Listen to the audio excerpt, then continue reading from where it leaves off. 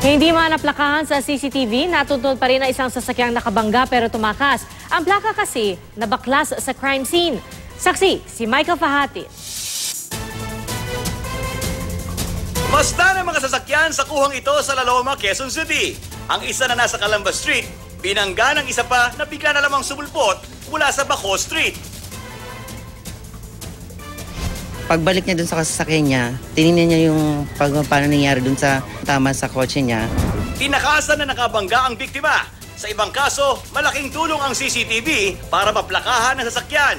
Pero dito, di na kailangan. Ang plaka kasi na nakabangga, natanggal at nakuha ng biktima.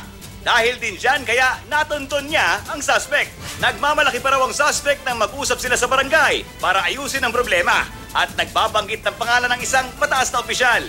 Sabi po nila, basta kailangan sumama ka sa amin dahil sabi ng tatay ko, pumunta tayo sa police station. Eh di tinanong ko po, sino po yung tatay nila? Ang sabi nila, nag-name drop po sila ng general. General daw yung tatay nung kasama niya.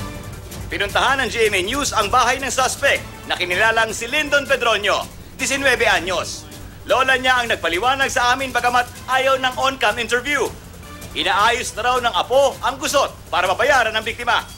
Pero iniipit umano ng biktima ang police report na kailangan para makuha sa kanilang insurance at maproseso ang bayad sa danyos. Ako si Michael Fahati ng inyong saksi.